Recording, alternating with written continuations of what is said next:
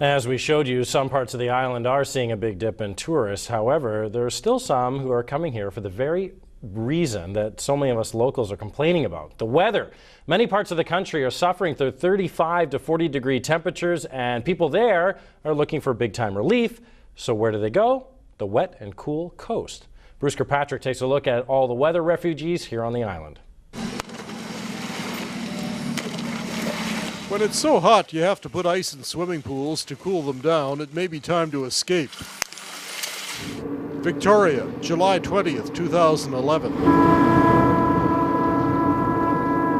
That's a foghorn you hear. Temperature 9 degrees Celsius. Far cry from Toronto, where tomorrow's high is forecast at 37. Compare this with this. And while our weather has hardly been summer, it's good to work in.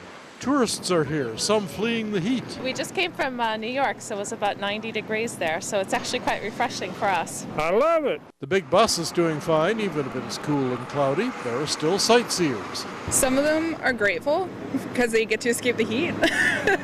I've got people, say, from Texas that are coming over that say that they can't even stand the heat over there, so it's actually a big relief to be over here. So it's not all bad. It's going to be 43 degrees Celsius in Phoenix tomorrow, dusty too.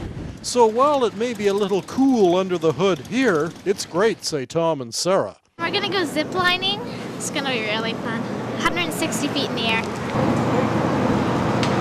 In all of this rain and wind and temperatures soaring to 19, it's good for business where tourists who can't go outside go inside. In fact, business at the Royal BC Museum is up 13%, and in good part to do with the weather, I'm sure. I mean, it doesn't hurt that it's kind of gloomy. I mean, people are looking for something to do.